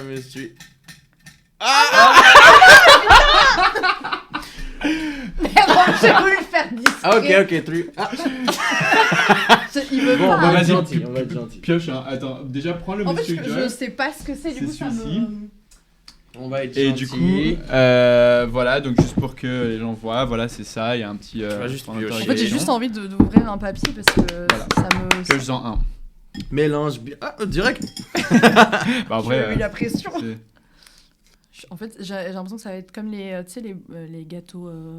il y aura- Lucky- derrière toi, Lucky, et pas ça. Lucky Ouais. Fortune cookies. Fortune cookies. Candy. C'est pas possible. Je crois qu'il y a un message. Du coup, j'ai eu 3 bonbons, il y en a un pour toi. Un pour toi. Parce que là, je pense que statistiquement, t'as gagné l'euro-million, genre. Il y en a pas un ce soir, là. What the fuck, comment est-ce que là... En plus, elle me donne l'orange. T'aimes pas? Bah, vraiment, c'est toujours le rose qu'on kiffe, non? Shots? Ah. Vas-y, attends. Il y a vraiment des shots. L'abus d'alcool est dangereux pour la santé. Veuillez consommer avec Par modération. contre, c'est un truc juste à 20% de figues, à base de figues, et ça s'appelle du lac, c'est croate. Allez. Ok. Ah, bah attends, ça me parle. Tiens, je vais le sentir. Désolé, hein. C'est ta chance. Bon, alors, non, mais en fait, je suis née sans trop d'odorat, du coup, j'ai Non. pas... T'arrives pas à sentir? Là, Ouais, je t'es né non. avec C'est pas zéro vrai. odorat, en fait. Je pense qu'à Ils sont tellement forts. 95%, j'ai Bon. rien. Mais Je vais pas remplir au bout, hein, je vais remplir ça. Ok, C'est plus ça va. symbolique qu'autre chose. soyons... Soyons fous. Voilà. Moi, il me faut un verre d'eau après ça. Voilà, attends, tu veux quoi? Tu veux le jaune? Tu veux le vert? Jaune, le rouge? c'est bien. Jaune, c'est bien. Ok, vous êtes prêts? Dans les yeux, hein, sinon c'est ce qui se passe. oui, on est maudit sur 10 générations, c'est ça? Ouais, Ok. vas-y. Pourquoi tempo? Qu'est-ce qu'il dit encore? Il dit pourquoi tempo? En vrai, ça va, c'est un peu fruité. Non, ça va, en vrai. Ouais. Cool. C'est pas... ouais, non, je pensais que ça allait être... Non, ça va, parce que c'est dans les 20% et c'est good fig. J'avais pas fini en une fois. Mec, le principe d'un shot, c'est une fois. Il y en a un qui apprécie un peu moins, là. Je déteste ce truc. Ah, bon. Bah, on aurait pu choisir quelque chose d'autre, je savais pas que tu détestais ça. C'était pour la science. Pour la science. Ok. Est-ce que tu peux passer le cola, s'il te plaît? Thank you. Bon, du coup, c'est le troisième... Et moi, mes préférés, c'est les Je jeunes. peux en prendre un. C'est vrai, c'est les jaunes? Ouais. Bah putain, ils t'ont saucé. Allez, hein, on parce lui donne qu'il y un a cadeau. genre. Vas-y, bah Parce écoute, on que, va quand même te donner un cadeau. Mon fruit préféré, c'est le citron. Parce que. Parce qu'on t'aime. Et parce que merci d'être venu. Attends, avant le Parce que t'as eu que des bonbons. Parce que j'ai eu que Exactement. des bonbons. I'm lucky. Alors, le voici. Ne l'ouvre pas ici maintenant, mais c'est pour toi. Je l'ouvre chez moi? Ouais. Ok. D'accord. Comme ça, Merci. J'ai la surprise. Avec grand C'est plaisir. des bonbons. J'imagine. Oh, vous devriez trop faire un truc comme ça, genre tu fais une jolie boîte et tout, et en fait tu fais des petits bonbons comme ça rangés. En fait, tout est des bonbons. Ok. On me ferait beaucoup Du rire. coup, Alors attends, je vais devoir me mettre un peu à l'arrache. l'alcool, fais gaffe. Vas-y. Ouais. Cool. Faut faire de la pub pour la bouteille. Represent. En fait, faut se regarder dans le reflet là. Ouais, tout cela. C'est qu'il y a un reflet. Le Ah, Tesla. là. Ouais. Ok, attends, mais non. Je pense pas que tu t'es Ah, dedans, mais. là. Viens là. Attends, j'ai bien mis les bons settings. Sinon, ça va vite. Ok, ouais. Oui, les bons settings, à 60 FPS, Je pense que c'est bon. Attends, votre grosse tête là. C'est bon? Attends, t'es là? T'es où? Ouais, c'est Comme bon, ça, c'est comme bon. ça, comme ça. Je te vois pas Mais dedans. il faut que moi je me vois dans le reflet là. Et tu moi vois. je me vois Mais pas. moi je te vois. T'inquiète, Là c'est t'inquiète. bon. Mais moi je me vois pas. Ah merde, il y avait le flash. Si, je pense que t'es dans. Si, il y a eu une flash là, hein, Ouais, pas de c'est doute. Hein. Perdu la vue Cool. au passage. Faut que je la mette sans lumière. Et c'est bon. Et du coup, merci beaucoup. Putain, ils vont t'appeler C'est après. sûr. Nous t'avons vu sur podcast. Je vais faire de la sponsor pour. Vous avez moins 10% avec le code GOTEMPO. GOTEMPO. Exactement. Et ben, du coup, écoute, merci beaucoup pour le temps que tu nous as accordé. Et pour toutes les histoires et les insights et les expériences que tu as pu partager. C'était vraiment très intéressant. Fait de rien. Voilà, bienvenue n'importe quand. Et si tu veux inviter des amis, tu veux référer des amis. Tu peux. Et pour tout le monde qui regarde, ben, on vous encourage vivement d'aller checker l'Insta, le SoundCloud de Cecilia, mais aussi de Venus Club. Ouais. Si tu as des choses à dire à propos ou des sorties ou n'importe quoi qui arrive. D'ailleurs, ouais, du coup, tu joues chez Jacques Fromage. Oui, samedi, mais c'est sold out. Du coup, bah voilà. Et par rapport à Venus Club, est-ce qu'il y a des trucs qui arrivent? On est en train de voir un peu ce qu'on fait cet été, du coup. Pas un peu, on est en train de voir ce qu'on fait cet été. Donc, c'est encore dans des phases d'orga. Ouais. Mais du coup, sinon, notre prochaine soirée, c'est pour Jeudi OK, donc le collectif queer qui organise donc toutes des soirées tous les jeudis sur la période estivale au Wanderlust. Donc, il y a 2 scènes. Une exté, une inté, et du coup on a invité des chouettes artistes. On a invité Elona de Pépite en Piste, qui est un collectif de femmes aussi. On a invité Amayo, qui est aussi du coup qui est une artiste de saturation collective. On a invité Nordust j'ai oublié le nom de son collectif, je suis désolée. On a qui aussi? On a Naomi Nittel qui là pour le coup ne sera pas en live, elle fera un DJ set. Et on a Yasmine Regisford aussi que j'adore ce qu'elle fait. Et il me semble qu'il me manque quelqu'un et je me rappelle plus. Mais voilà, donc on a invité pas mal de chouettes artistes, cool. Donc voilà, ça sera plateau 100% féminin. Voilà. Trop cool. Ouais. Et c'est c'est mieux avec la date, c'est le 16 mai. Le 16 mai. Ouais. Bah écoute, le 16 mai, non? Ouais. On est là. Et c'est gratuit avant 22h, donc si... Moi je suis là avant 22h. Hein. Moi aussi je suis là avant 22h. En vrai c'est grave cool, parce que du coup pour les petits porte-monnaies, c'est au moins que vous pouvez venir faire la bomboche. C'est au Wanderlust du coup. Wanderlust, ok. Wanderlust c'est le gros truc. Ouais, c'est la cité de la mode et du design. Ouais, c'est au-dessus de... maintenant ça s'appelle le Futur. Ouais, t'as Café Oz en haut, et c'est ça en bas, et en dessous t'as le Futur. Ok. Voilà. Je suis déjà allé au Futur. Super. Peut-être sous un autre nom. Avant, ça s'est appelé les Nuits Fauves, ça s'est appelé... Ouais, peut-être. Ouais, moi je l'ai poncé quand ça s'appelait les Nuits Fauves, aussi, clairement.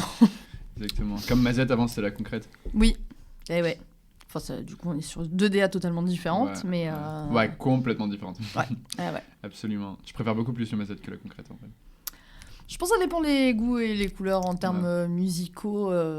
Moi, j'aime bien les deux, mais ça n'a rien à voir, pour le coup, en effet, ouais. Ok.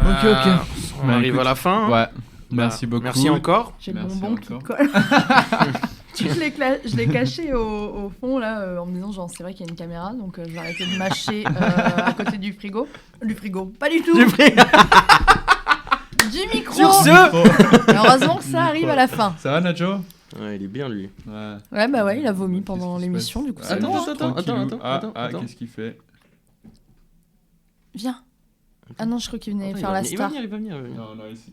Non, absolument. C'est quasi complètement. Il s'est dit fuck that noise. Du coup, n'hésitez pas à follow Cecilia et restez branchés pour le prochain épisode. Et subscribe, please, and like and share. Wow, avec le bel accent. Genre, années 2000. Don't forget to like, subscribe and share. Ok, parfait. Merci beaucoup pour tout, encore une fois. Et merci à tout le monde de regarder. Et stay tuned for the next episode. Ciao. Ciao.